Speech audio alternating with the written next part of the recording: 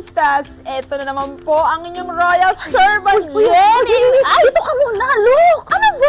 Footprints! Ano ba? Footprints! Baka ito na yung ebidensya. Huwag ka na maghanap ng footprints. Ang dami nang naghahanap ng ebidensya. Kayo huwag tayong si Molly. Baka mamaya tarap makulong pa tayo. Ano ka ba? Para matuwa sa atin si Sir Napoy, pamanahan tayo. Alam May na ni footprints Sarge. nga doon. Alam na ni Sarge yan. Huwag natin trabaho Laki pa ng yan. footprints. Halika na. Kasi exposed. Eto na! Huwag mo namang i-alam. Sige, hi! Hi!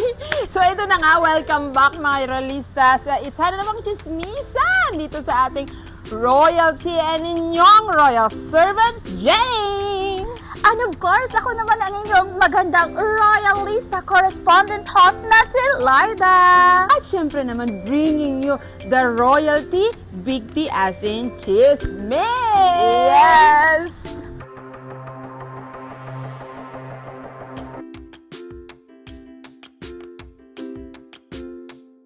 At eto na.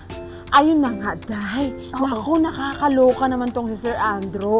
Ay, ayaw umamin ng mga ibinibintang sa kanya. Oo, todo tanggi. Tapos ito pa, napatiklop pa na niya mga investigador. Kaso lang, wala naman siyang magawa kasi siya naman ngayon ang pinupuntiri ng magkakapatid. Oh. Oo, di ba? Naku, true talaga yan. Alam mo ba, nung nalaman ni Ma'am Diana na aalis na sila si Sir Napoy, naku, nalungkot yung bakla. Pero alam mo, hindi talaga siya nakaligtas dun sa pag-aabuso ng sarili niya mismong asawa eh. Oo, grabe talaga yan si Sir Christoph. Tapos, ito naman si Ma'am Margaret, pinuntahan si Sir Andrew para kumbisihin na siya ang may sala at pumatay kay Sir Gustavo. Inumbinsi. Oo. Tapos, syempre, hindi naman umamin si Sir Andrew dahil wala naman siyang kinalaman. Diba? Dahil ginawa lang naman daw niya ang sumaksak. So, hindi talaga yung pumatay. Wow ha? Oo. As in, yun lang pala, sumaksak ng tao. Very great naman pala talaga si Sir Andrew. Sumaksak lang. Grabe. Bravo! Nalaman kasi yung affair ng dalawa, kaya nagalit ang lolo Gustavo mo. Tapos, pinaghiwalay sila pero ayaw ni Sir Andrew. Kaya saksak na lang, no? Oo nga pala. Pero ang nabaliw nung nalaman kung magnanay pala sila Manang Cleophida.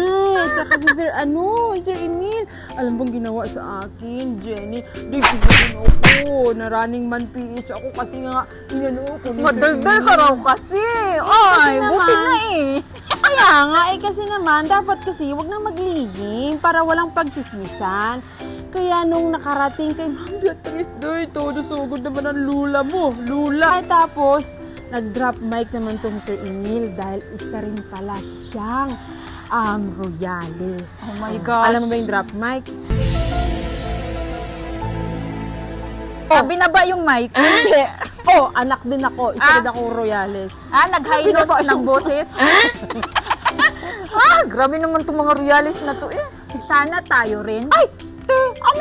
Gusto mong maging pamilya nila? Nagpatayan na nga sila. Di ba nga, binaril ni Sir Christoph Sir Napoy. Gusto mo mabaril ka din? Girl. Grabe naman to.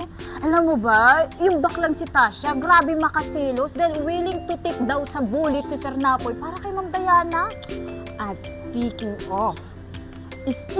of, laglagan na rin ng mag-asawang yan. Ako, binuking ni Ma'am Diana na si Sir Christoph pala ang nagpa-ambush kay Sir Gustavo.